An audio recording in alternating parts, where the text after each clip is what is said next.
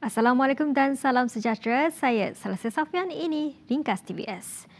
Kementerian Kebajikan Kesejahteraan Komuniti, Wanita, Keluarga dan Pembangunan Kanak-kanak KWKPK telah mengenal pasti pemetaan bagi kawasan yang tinggi risiko penggunaan dadah mengikut daerah di Sarawak. Menterinya Datuk Seri Fatimah Abdullah berkata tindakan itu adalah bertujuan untuk mengatasi masalah penyalahgunaan dadah di kawasan-kawasan tersebut.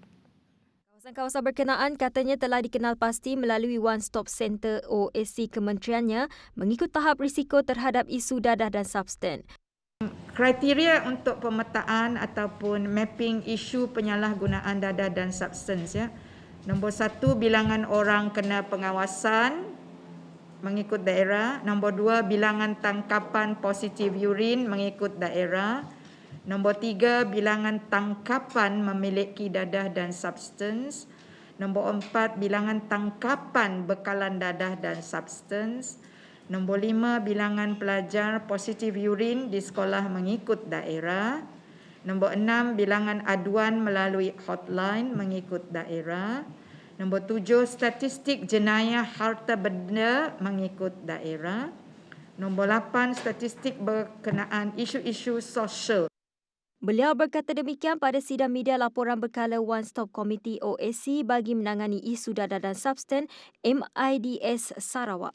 Bagi tahun 2019, terdapat 15 buah daerah di tahap berisiko tinggi, 15 buah daerah berisiko sederhana, 9 buah daerah berisiko rendah dan sebuah daerah adalah di tahap rentan di Sarawak. Sementara itu, dedah Fatimah lagi, isu penagihan ketum di Sarawak juga semakin meningkat. Ini adalah kerana penagihan ketum telah mencatat jumlah tertinggi dalam pelbagai jenis dadah yang dirampas bagi tempoh 1 hingga 30 Oktober lalu.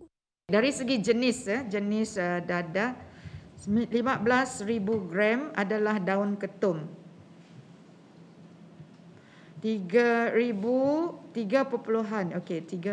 and then 23.15 gram adalah dadah jenis ganja.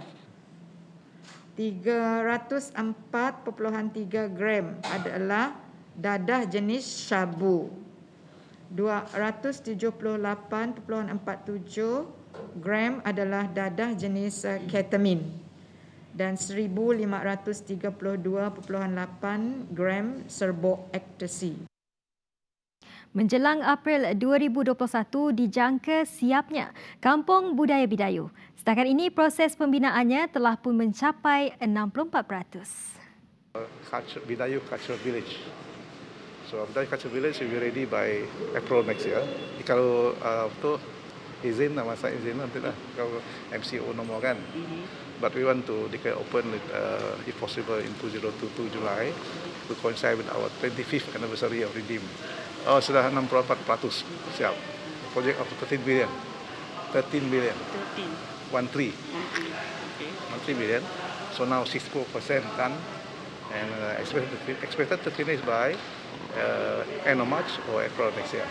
Dengan adanya Kampung Budaya Bidayuh yang berpusat di Kampung Apar Singai Bau itu katanya, ia akan menjadi lokasi utama dalam penganjuran karnival maupun perayaan Gawai Dayak. Dalam pada itu, Peter juga mendedahkan pihaknya juga menerima peruntukan tambahan 3.5 juta ringgit untuk menyiapkan kampung budaya tersebut.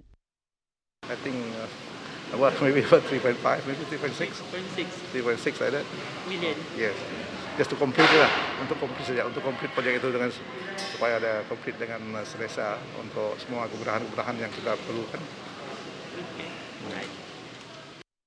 Jabatan Bekalan Air Luar Bandar Jebab akan meneruskan kerjasama dengan wakil rakyat untuk memastikan masalah bekalan air yang membelenggu sesetengah kawasan dapat diselesaikan dengan lebih berkesan. Menteri Muda Utiliti Bekalan Air Datuk Dr. Abdul Rahman Junaidi berkata, wakil rakyat lebih mengetahui masalah yang berlaku di setiap kawasan masing-masing termasuk isu bekalan air.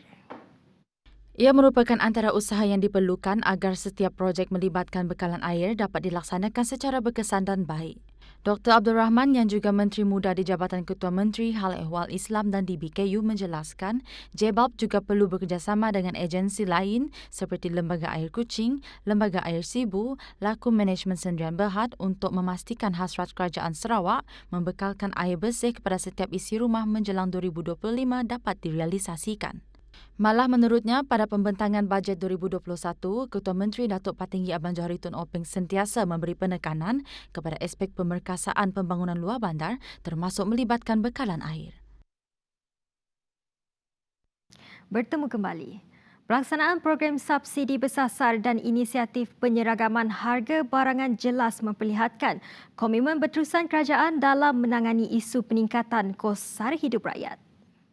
Selain program penstabilan harga minyak masak COSS turut dilaksanakan ialah program pengedaran barang perlu, gas petroleum cecair LPG dan community drumming, program penyeragaman harga Sabah, Sarawak dan Labuan serta subsidi tepung gandum kegunaan am. Menurut Menteri Perdagangan Dalam Negeri dan Hal Ehwal Pengguna, Datuk Seri Alexander Nantalinggi, sejumlah RM680 juta telah diperuntukkan kepada kementeriannya dalam Belanjawan 2021 khusus bagi meneruskan kesinambungan inisiatif itu. Katanya lagi, sejak diambil alih KPDN-HCP bermula pada 1 November 2016, COSS telah memberi manfaat kepada 33.2 juta rakyat yang menerima bekalan minyak masak bersubsidi pada kadar anggaran 2.5 kilogram per kapita sebulan.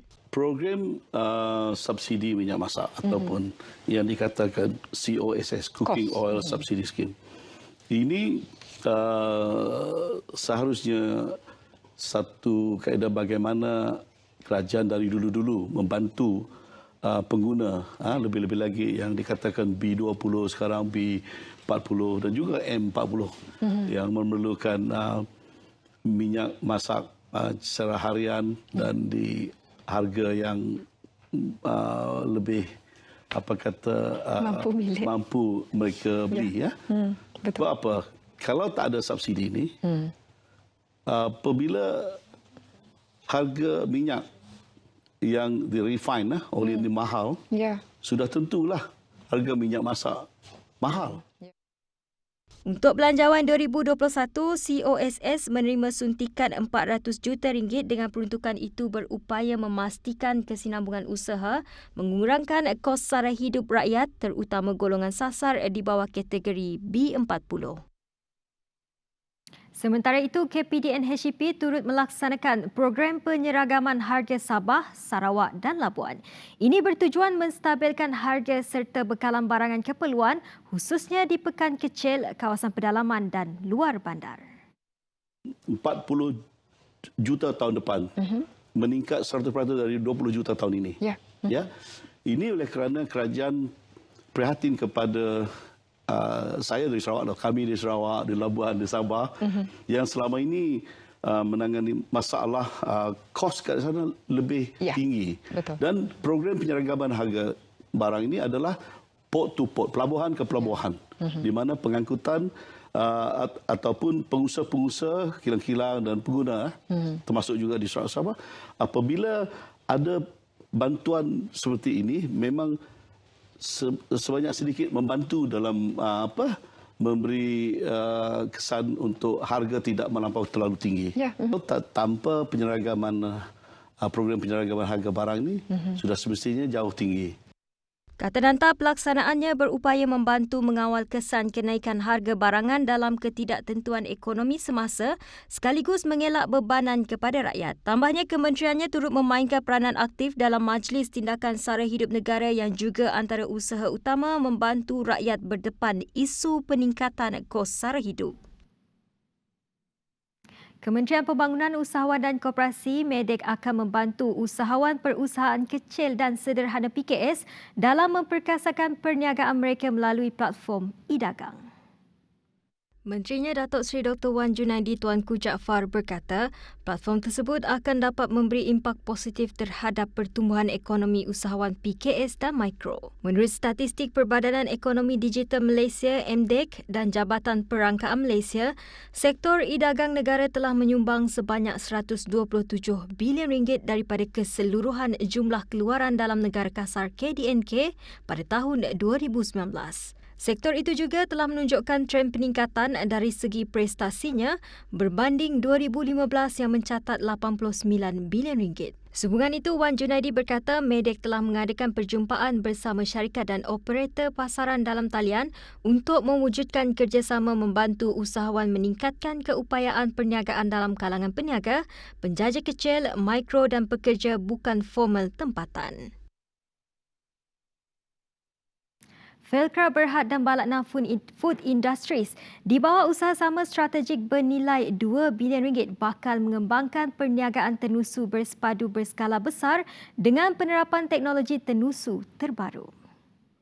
Kerjasama itu akan turut merangkumi pengeluaran makanan ternakan ladang tenusu dengan 10,000 lembu pemerahan dan kilang pemprosesan yang mampu menghasilkan lebih dari 120 juta liter susu segar pada tahun pertama pengeluarannya. Menteri Pembangunan Luar Bandar Datuk Dr. Abdul Latif Ahmad dalam kenyataannya berkata, satu sesi perbincangan telah diadakan untuk meneliti usaha strategik Felcra bersama syarikat tenusu dan ternakan dari Balatna Qatar yang turut disertai Perdana Menteri Tan Sri Muhyiddin Yassin.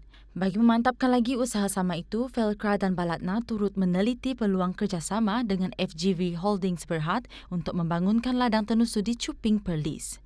Peranih tempatan termasuk peserta Felcra akan berpeluang untuk mengambil bahagian dalam projek ini melalui program penanaman makanan lembu dan mewujudkan ladang-ladang satelit. Laporan itu tadi mengakhiri ringkas TVS untuk jam ini. Teruskan kesetiaan anda bersama kami.